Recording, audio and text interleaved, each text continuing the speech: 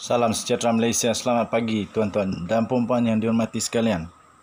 Sekarang ini seluruh dunia, bukan hanya seluruh Malaysia tetapi seluruh dunia sedang memerhatikan Malaysia. Badan Kehakiman Negara Malaysia kini sekali lagi bergelut di dalam satu cabaran yang amat besar. Tuan-tuan dan puan-puan yang dihormati sekalian, Rosmah Mansor sekarang ini berada dalam keadaan yang amat kritikal kerana beliau sedang menghadapi satu keputusan yang akan menentukan sama ada dia masuk penjara atau tidak.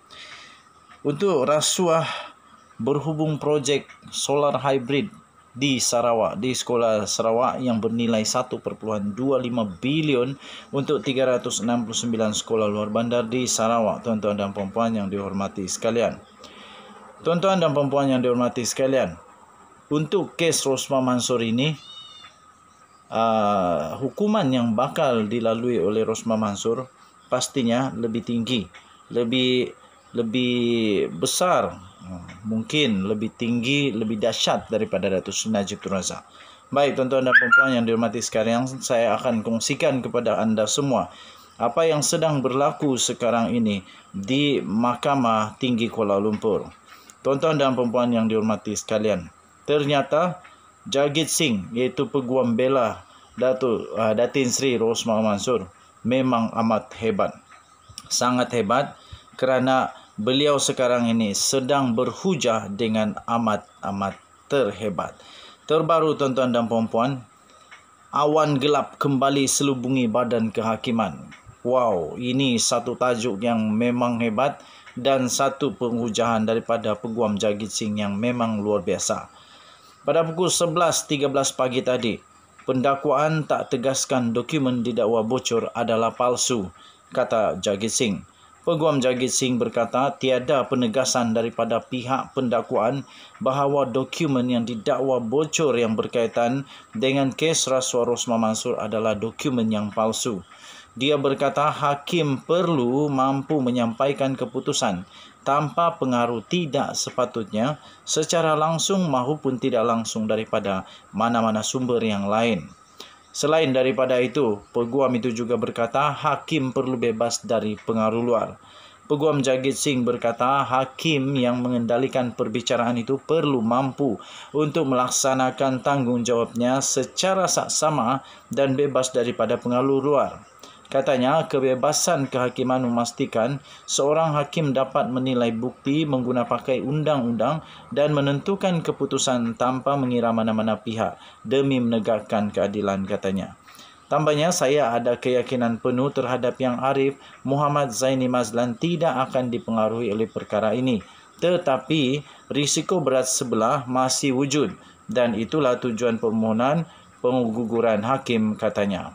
Sebelum itu pada pukul 10.50 pagi, dengan satu hujan yang luar biasa, peguam itu berkata awan gelap kembali selubungi Badan Kehakiman. Peguam Jagit Singh berkata, awan gelap telah meliputi Badan Kehakiman sejak 23 Ogos yang lalu.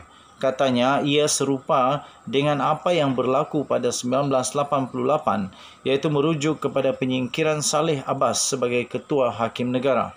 Sejarah mengenang peristiwa itu sebagai krisis kehakiman negara. Jagit mendakwa awan gelap kembali meliputi ke Badan Kehakiman pada 23 Ogos lalu dipercayai merujuk kepada keputusan Mahkamah Persekutuan yang menolak rayuan suami Rosmah Mansor iaitu Najib Razak untuk mengenepikan sabitan dan hukuman terhadap kes rasuah ASRC International yang berjumlah 42 juta ringgit Malaysia. Tambahnya lagi pada pukul 10.43 pagi tadi, peguam itu berkata hanya perlu buktikan ada bahaya berat sebelah. Peguam Jagit Singh dalam hujahan lisannya berkata, undang-undang tidak memerlukan pemohon untuk memberikan bukti meyakinkan untuk membuktikan aspek berat sebelah pada hakim. Dia berkata mereka hanya perlu menunjukkan apa yang boleh dan menyerahkan kepada mahkamah jika ada bahaya berlakunya berat sebelah. Peguam itu turut berkata permohonan pengguguran hakim bukanlah satu cakap-cakap dengar. Peguam Jagit Singh menafikan hujahan daripada pendakwaan bahawa permohonan agar hakim Yang Arif Muhammad Zaini Mazlan digugurkan daripada mendengar kes itu adalah berdasarkan bukti dan cakap dengar. Dan bukan cakap dengar. Katanya ini kerana mahkamah sebelum ini membuat laporan polis berhubung dakwaan kebocoran draft penghakiman dan Ketua Polis Daerah Sentul dilaporkan telah mengesahkan bahawa perkara itu disiasat mengikut Kanun Keseksaan dan Akta Rahsia Rasmi.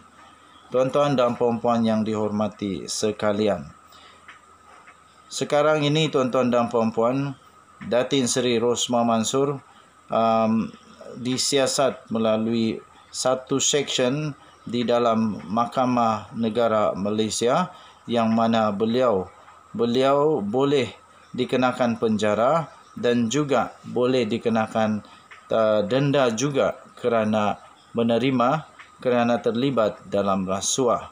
Tuan-tuan dan puan-puan yang dihormati sekalian, kita akan menantikan apakah keputusannya dan kita akan melihat sama ada hakim yang arif iaitu Mohamed Zaini Mazlan akan digugurkan, menarik diri, bukan digugurkan tapi akan menarik diri ataupun akan diteruskan dengan penghakiman pada hari ini. Tetapi awal pagi tadi ada diberitahu bahawa mahkamah sedia dengar dan hakim juga berkata dia dia lebih cenderung untuk tidak menangguhkan. Zaini juga membayangkan dia tidak cenderung untuk menangguhkan keputusan kes itu yang dijadual pada hari ini. Katanya kerana dia sendiri telah menghabiskan kebanyakan masa ketika cuti Hari Merdeka semalam untuk membaca permohonan yang difailkan penghakiman ataupun pembelaan, maafkan saya. Okey, jadi tuan-tuan dan puan-puan yang dihormati sekalian, Hakim Mohamed Zaini Mazlan berkata mahkamah hari ini sedia mendengar permohonan agar dia tidak mendengar kes itu. Okey, so sama ada bagaimana kita nantikan bersama-sama. Saya fikir ada kebaikan juga kalau terus diberitahu keputusan pada hari ini, sama ada dia tarik diri atau diteruskan dan tidak ada penangguhan dan sebagainya. Kerana rakyat Malaysia mahu lihat keputusan segera dapat dibuat. Yang penting keputusan itu adalah keputusan yang adil, saksama dan tidak ada pengaruh daripada luar. Saya, admin The Twin TV, saya percaya kepada kewibawaan Hakim Mohamed Zaini Mazlan. Saya percaya kepada kehakiman negara Malaysia. Saya percaya kepada kedaulatan undang-undang yang ada di Malaysia. Denyut nadi suara rakyat terus bergema di channel ini. Kita jumpa lagi. Bye-bye.